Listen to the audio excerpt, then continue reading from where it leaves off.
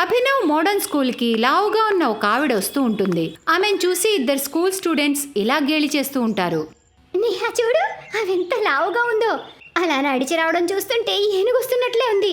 నేను చెప్తాను అందుకే కొంచెం తక్కువ తినమని, లేకపోతే నువ్వు కూడా ఆమెలాగా డుంబులా తయారవుతావు.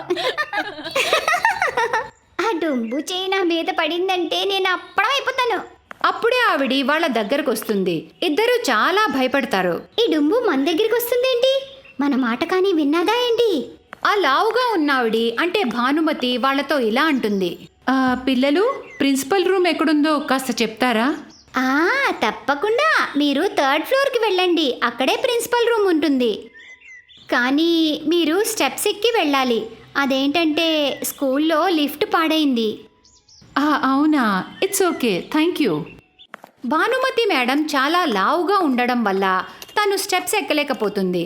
3rd ఫ్లోర్ వెళ్ళేసరికి తనకి చాలా ఆయాసం వచ్చేస్తుంది. తన ఒళ్ళంతా చెమటలతో నిండిపోతుంది. చాలా ఆయాస పడుతూ ఉంటుంది. హై బాబోయ్, ఇన్ని మెట్లు ఎక్కడో నా వల్ల కాదు. ఇంత కష్టపడి 3rd ఫ్లోర్కి వెళ్ళేసరికి అక్కడ ప్యూన్, మీరిక్కడ ప్రిన్సిపల్ రూమ్ని ఎందుకు వెతుకుతున్నారు? ప్రిన్సిపల్ రూమ్ గ్రౌండ్ ఫ్లోర్లోనే ఉంది కదా. గ్రౌండ్ ఫ్లోర్లోనా? అంటే ఆ పిల్లలు నాకు అబద్ధం చెప్పారా? భానుమతి మెట్ల మీద నుండి దిగుతుంటే ఆ ప్యూన్ భానుమతిని పిలిచి ఇలా అంటాడు. అటెందుకు వెళ్తున్నావమ్మా? లిఫ్ట్లో వెళ్ళు. మెట్ల మీద నుండి దిగి బరువు తగ్గుదాం అనుకుంటున్నావా ఏంటి? ఏంటి, లిఫ్టా? ఆ పిల్లలు నాతో నిజంగానే ఆడుకున్నారా? భానుమతి ప్రిన్సిపల్ దగ్గరికి వెళ్తుంది. అక్కడ తను ఇంటర్వ్యూలో సెలెక్ట్ అవుతుంది. మరుసటి రోజు నుండి భానుమతి మేడం ఆ స్కూల్లో చదువు చెప్పడానికి వస్తుంది. తను క్లాస్కి వచ్చేసరికి రిచా మరియు నేహా చాలా ఆశ్చర్యపోతారు. అప్పుడు భానుమతి క్లాస్ స్టూడెంట్స్తో ఇలా అంటుంది. గుడ్ మార్నింగ్ స్టూడెంట్స్, ఈ రోజు నుండి నేనే మీ కొత్త క్లాస్ టీచర్ని. ఈ డుంబు మన కొత్త టీచరా? మన పని అయిపోయిందే. నిన్న జరిగిన దానికి డుంబు డెఫినెట్గా మన తాట తీస్తుంది. మనం తన్ని 3 ఫ్లోర్స్ మెట్లెక్కించాం. తను గుర్తు పెట్టుకుంటుందే. అరే, అలా ఏం జరగదులేవే. కానీ నిజంగానే భానుమతి వాళ్ళని ఏమీ అనదు. తిరిగి వాళ్ళిద్దరితో చాలా ప్రేమగా ఉంటుంది. ఎందుకంటే భానుమతి చాలా మంచి స్వభావం కలది. తనకి పిల్లలంటే చాలా ఇష్టం. తనకి పెళ్ళై 10 ఏళ్ళైనా ఊబకాయం వల్ల తను తల్లి కాలేకపోతుంది. భానుమతి ఆ స్కూల్లో టీచర్గా చేరి కొద్ది రోజులవుతాయి. కానీ తన ఊబకాయాన్ని చూసి ఎవ్వరూ తనని ఇష్టపడరు. పిల్లలందరూ తనని గేలి చేస్తూ ఉంటారు. ఒకరోజు తను క్లాస్లో చదువు చెప్తూ ఉంటుంది. అప్పుడు, పిల్లలు, ఇప్పుడు మీరు నాకు కవితలు చెప్పాలి. నిన్న మీకు చెప్పాను కదా బైహార్ట్ చేసుకురమ్మని. రిచా, నువ్వు చెప్పు. సరే మేడం, నా కవిత మీకు చాలా నచ్చుతుంది మేడం. ఒక పెద్ద ఏనుగు వస్తూ ఉంది, సాలీడు వలలో పడి ఇరుక్కుపోయింది. రిచా, ఈ కవిత మేడంకి చాలా బాగా ఫిట్ అవుతుందనుకుంటా. ఆ రోజు నువ్వు మేడంని ఇరికించినట్టేగా. అంటే ఏంటి నేహా, భానుమతి మేడం ఎలిఫెంటా? అరే, నా ఉద్దేశం అది కాదురా. రిచా, నేహా, ఏంటి మీ అల్లరి? భానుమతి, నేహా మరియు రిచా బెంచ్ దగ్గరకు వస్తూ ఉండగా ఒక అబ్బాయి కాలు అడ్డం పెడతాడు. దాంతో భానుమతి తన ఊబకాయం వల్ల వెంటనే కింద పడిపోతుంది. తనని చూసి పిల్లలందరూ చాలా గట్టిగా నవ్వుతారు. భానుమతి మెల్లగా పైకి లేచి వెళ్ళి తన కుర్చీలో కూర్చుంటుంది. తనని చూసి పిల్లలందరూ గట్టిగా నవ్వుతూ తనని ఆట పట్టిస్తూ ఉంటారు. అప్పుడే అనుకోకుండా షార్ట్ సర్క్యూట్ అయ్యి క్లాస్ మొత్తం నిప్పంటుకుంటుంది. పిల్లలందరూ చాలా భయపడిపోతారు. వెంటనే భానుమతి పిల్లలందరినీ క్లాస్లోంచి బయటికి పంపించేస్తుంది. కానీ లాస్ట్కి తను ఆ మంటల్లో చిక్కుకుపోతుంది. తనకి ఊపిరాడకపోవడం వల్ల స్పృహ తప్పి పడిపోతుంది. కాసేపటికి తన స్పృహలోకి వచ్చేసరికి తను స్కూల్లో మెడికల్ రూమ్లో ఉంటుంది. తన క్లాస్ పిల్లలందరూ చేతులు జోడించి తన ఎదురుగా నిల్చుని ఏడుస్తూ ఉంటారు. పిల్లలు, ఎందుకు ఏడుస్తున్నారు? మేడం, మమ్మల్ని క్షమించండి. మేము మిమ్మల్ని చాలా ఏడిపించాం. కానీ ఈరోజు మీరు మీ ప్రాణాన్ని లెక్క చేయకుండా మా ప్రాణాల్ని కాపాడారు. Thank you so much madam. పర్వాలేదు పిల్లలు, నేను మిమ్మల్ని అందరినీ క్షమించాను. సరే, ఇంకేడవకండి. మీ టీచర్ అంత తేలిగ్గా ఓటమిని ఒప్పుకోదు పిల్లలు. మీరంతా నన్ను అదేదో అంటారుగా, డుంబు అని. అయితే మీ డుంబు మేడంని కొండలు కూడా కదిలించలేవు. భానుమతి మేడం మాటలు విని పిల్లలందరూ చాలా నవ్వుతారు. అందరూ వచ్చి తనని గట్టిగా హత్తుకుంటారు. భానుమతి కూడా పిల్లల ప్రేమని పొంది చాలా సంతోషిస్తుంది.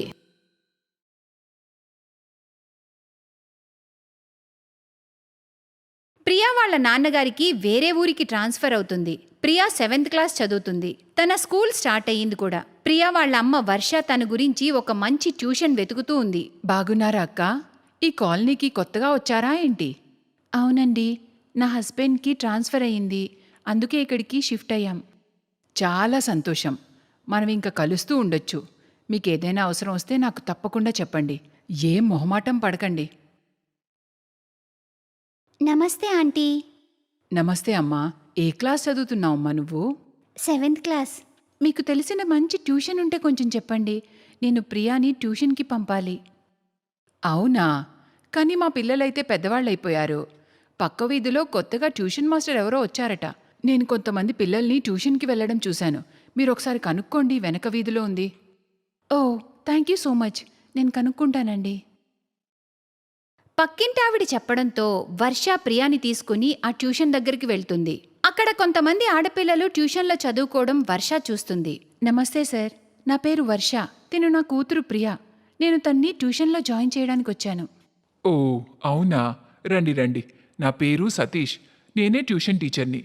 సార్, ఇక్కడ ఓన్లీ గర్ల్సే చదువుకుంటారా లేక బాయ్స్ కూడానా? అలా ఏం లేదండి, ఇక్కడ బాయ్స్ బ్యాచ్ వేరు, గర్ల్స్ బ్యాచ్ వేరు. ఈ టైంలో నేను గర్ల్స్కి చదువు చెప్తున్నాను. దీని ప్రీవియస్ క్లాస్ బాయ్స్ బ్యాచే. అయితే సరే సార్, మీరు నాకు పేమెంట్ ఎంత చేయాలో చెప్తారా? నేను రేపటి నుండే ప్రియాని ట్యూషన్కి పంపిస్తాను. సతీష్తో మాట్లాడి వర్ష అక్కడి నుండి వెళ్ళిపోతుంది. మరుసటి రోజు నుండి ప్రియా సతీష్ దగ్గరకు ట్యూషన్కి రావడం మొదలు పెడుతుంది. ట్యూషన్లో ప్రియాకి మంచి మంచి స్నేహితులవుతారు. అందులో ఒకరు వైశాలి, ఇంకొకరు అంజలి. ఒకరోజు సాయంత్రం ప్రియా ట్యూషన్ నుండి ఇంటికి వెళ్తుండగా సతీష్ ఆమెని ఆపేస్తాడు. ఆగు ప్రియా, నాకు నీతో ఒక అర్జెంట్ పని ఉంది. Okay sir. వైశాలి, అంజలి, మీరింటికి వెళ్ళండి. సార్ నన్ను ఉండమంటున్నారు. ప్రియా, మమ్మల్ని కూడా సార్ ఆగమన్నారు. మన ముగ్గురం తర్వాత వెళ్దాం. ఓకేలే, కానీ మీరిద్దరూ ఎందుకలా భయపడుతున్నారు? సార్ ఏమైనా కొడతారా ఏంటి? వైశాలి, వెళ్ళి డోర్స్ మూసే. అందరూ వెళ్ళిపోయారు కదా? సార్. అయితే మొదలు పెట్టండి. అంజలి, వైశాలి సతీష్ దగ్గరకు వెళ్తారు. ఇద్దరినీ తన చేతుల్లోకి తీసుకొని అసభ్యకర చర్యలు చేస్తూ ఉంటాడు. ఇవన్నీ చూసి ప్రియా చాలా భయపడుతుంది. ప్రియా, రా నా దగ్గరికి. నేను రాను సార్. మీరు చెడ్డవారు. మీరేం చేస్తున్నారు అసలు? నేను ఇప్పుడే అమ్మకి జరిగిందంతా చెప్పేస్తాను. అప్పుడే సతీష్ ప్రియాని పట్టుకుని గొంతు నులిమేస్తాడు. కొంచెమైనా సౌండ్ రావాలి, నీ పీక నొక్కి చంపేస్తాను. మీ అమ్మకి నువ్వేం చెప్పలేవు, ఎందుకంటే నేను నీ మీద ముందుగానే కంప్లైంట్ ఇచ్చాను. నువ్వు ఈ ట్యూషన్ మానేయాలనుకుంటున్నావని. ఎందుకంటే నేను చాలా స్ట్రిక్ట్ టీచర్ అని చెప్పాను. ఆమె నీ మాట అస్సలు నమ్మదు. ప్రియా చాలా భయపడిపోతుంది. అప్పటి నుండి రోజు పిల్లలు వెళ్ళిపోయాక సతీష్ వైశాలి, అంజలి మరియు ప్రియాలను పట్టుకుని వేధించేవాడు. దానివల్ల ప్రియాకి చదువు మీద ఆసక్తి పోతుంది. ట్యూషన్కి వెళ్ళనని వాళ్ళమ్మకి చెప్తూ ఉండేది. ప్రియా ట్యూషన్కి వెళ్లకుండా 3 రోజులవుతుంది. ఏమైందమ్మా ప్రియా? ట్యూషన్కి వెళ్ళలేదెందుకు? అమ్మా, ఇవాళ నా కడుపులో చాలా నొప్పిగా ఉంది. నాకు అస్సలు వెళ్ళాలని లేదమ్మా, ప్లీజ్. సతీష్ సార్, మీరా? రండి రండి. ప్రియా, మీ ట్యూషన్ సార్ వచ్చారు. సతీష్ని వాళ్ళ ఇంట్లో చూసి ప్రియా ఇంకా భయపడిపోతుంది. భయంతో వణికిపోతూ బయటికి వస్తుంది. కూర్చోండి సార్, నేను మీకోసం టీ తీసుకొస్తాను. ఏంటి ప్రియా, ఎందుకు ట్యూషన్కి రావడం లేదు? నేను నీకు ఈ ఫొటోస్ చూపించడానికి వచ్చాను. మీ అమ్మకు కూడా చూపిద్దామని అనుకుంటున్నాను. చెప్పు, చూపించాలా? ఒక పని చేస్తా, ఇవన్నీ సోషల్ మీడియాలో అప్లోడ్ చేయనా? సతీష్ చాలా తప్పుడు ఉద్దేశంతో తీసిన ఫొటోస్ని ప్రియాకి చూపిస్తాడు. ఆ ఫొటోస్లో ప్రియా మాత్రమే కనపడుతూ ఉంటుంది. సార్ నేను ట్యూషన్కి వస్తాను, ప్లీజ్ సార్. మీరు ఈ ఫొటోస్ అప్లోడ్ చేయకండి. సతీష్ ప్రియాని బెదిరించి వెళ్ళిపోతాడు. ప్రియా అంజలి ఇంకా వైశాలితో మాట్లాడుతుంది. అంజలి, వైశాలి, మనం ఎలాగైనా సరే ఆ ట్యూషన్ టీచర్ గురించి అందరికీ చెప్పాలి. లేకపోతే మన లైఫ్ మొత్తం పాడైపోతుంది. నాకు మీరు కొంచెం హెల్ప్ చేస్తారా? మనమేం చేయగలం ప్రియా? నీకు తెలుసు కదా, సతీష్ సార్ మనతో ఎంత అసభ్యకరంగా ప్రవర్తిస్తాడో. అతని దగ్గర మన ఫొటోస్, వీడియోస్ కూడా ఉన్నాయి. వాడు ఏ టైంలో అయినా సోషల్ మీడియాలో అప్లోడ్ చేసేస్తాడు. అప్పుడు మన పేరెంట్స్ పరువు ఏమవుతుంది చెప్పు? మనం ఏం చేయలేం ప్రియా, అన్నీ భరించాల్సిందే. అంజలి, ప్రియా కరెక్టే చెప్తుంది. ఎంతకాలం మనం సతీష్కి భయపడతాం చెప్పు? ఏదో ఒకటి చెయ్యాలి. ఎన్ని రోజులు మనం ఇలా టార్చర్ అనుభవిస్తాం చెప్పు. ఈ పనిలో కాస్త రిస్క్ ఉంది, కానీ నిజాలు ప్రూవ్ చేయడానికి ఈ పని చేయాల్సిందే. ప్రియా మాటలు విని అంజలి వైశాలికి కూడా ధైర్యం వస్తుంది. మరుసటి రోజు అందరూ వెళ్ళిపోయాక సతీష్ మళ్ళీ ఆ ముగ్గురిని ఆపుతాడు. సతీష్ అసభ్యకరంగా ప్రవర్తిస్తున్నప్పుడే బయట నుండి ప్రియా వాళ్ళమ్మ వర్ష మాటలు వినిపిస్తాయి. ప్రియా ప్రియా సార్, తలుపులెందుకు వేశారు? మీ అమ్మ ఇక్కడేం చేస్తుంది? మీ ముగ్గురు లోపలికి వెళ్ళండి. సతీష్ తలుపులు తీస్తాడు. అరే వర్ష గారు, మీరా? ఈ టైంలో చెప్పండి. మా అమ్మాయి ప్రియా ఎక్కడా? తను ట్యూషన్లోనే ఉంది కదా. అయ్యో లేదే, వెళ్ళిపోయిందిగా. వాళ్ళ బ్యాచ్ అరగంట క్రితమే అయిపోయింది. నేను కూడా బయలుదేరుతున్నాను. అప్పుడే లోపల నుంచి ప్రియా, అంజలి, వైశాలి ఏడుస్తూ బయటికొస్తారు. మంచిదైందమ్మా మీరు వచ్చారు. మీకు సతీష్ నిజ స్వరూపం చూపించాలనుకున్నాం. అమ్మా, వీడు చాలా చెడ్డవాడమ్మా. కొద్దిసేపట్లోనే అంజలి మరియు వైశాలి అమ్మలు కూడా అక్కడికొస్తారు. ఏమంటున్నారు మీరు? వీళ్ళు అబద్ధం చెప్తున్నారు మేడం. నేను వీళ్ళకి ఎక్స్ట్రా క్లాస్ తీసుకుంటున్నాను మేడం. వర్ష సతీష్ని చాలా గట్టిగా చెంప పగలగొడుతుంది. చుట్టుపక్కల వాళ్ళు కూడా వచ్చేస్తారు. మా ఏరియాలోనే ఉంటూ ఇన్ని నాటకాలు ఆడతావారా? మా ఇంటి ఆడపిల్లలతో ఇలాంటి పనులు చేస్తావా? వదులు నన్ను. నేనెవరో తెలుసా? మీ ముగ్గురిని అస్సలు వదలను. అమ్మా, మేం కావాలనే మిమ్మల్ని సార్ మాట్లాడతారని పిలిచాం. ఎందుకంటే సార్కి మా మీద అనుమానం రాకూడదని, పైగా వాడి నిజ స్వరూపం మీ కళ్ళారా చూస్తానని. అమ్మా, ప్రియా వల్లనే మేము ఈ నిజం బయట పెట్టగలిగామమ్మా.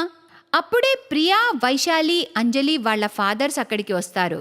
మమ్మీ, డాడీ, చాలా రోజుల నుంచి సతీష్ సార్ మమ్మల్ని టార్చర్ చేస్తున్నాడు. మేము ఎప్పటికీ ఈ నిజాన్ని బయటకు తీసుకురాలేకపోయేవాళ్ళం. ప్రియా గనక మాతో లేకపోతే మేము చాలా భయపడిపోయేవాళ్ళం. ముగ్గురిని వాళ్ళ అమ్మా నాన్నలు దగ్గరకు తీసుకుని ఓదారుస్తారు. మన పిల్లలు ఎంత భయపడిపోయారో. ఏమండి, పోలీసులకి కాల్ చేయండి.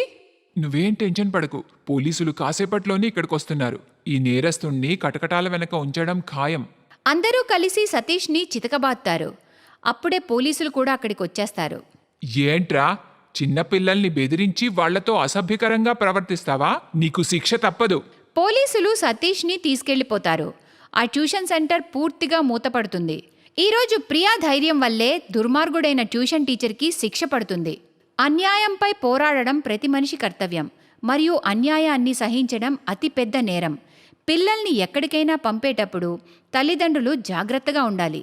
ఎందుకంటే పిల్లలు ఎక్కడికైనా వెళ్ళేటప్పుడు ఆ ప్రదేశం పూర్తిగా సురక్షితంగా ఉందో లేదో తెలుసుకోవాలి. మరియు పిల్లల చుట్టూ ఉన్న వాతావరణంలో ప్రతిదీ సరిగ్గా ఉందో లేదో అని తల్లిదండ్రులు పిల్లల్ని అడుగుతూ ఉండాలి. తద్వారా పిల్లలు ఎవరికో భయపడి తమకు జరుగుతున్న అన్యాయాన్ని మనసులో ఉంచుకోరు మరియు ధైర్యంగా ఎదుర్కొంటారు. వాళ్ళు పేరెంట్స్తో ఎటువంటి భయం లేకుండా ప్రతి విషయం పంచుకుంటారు. Thanks for watching.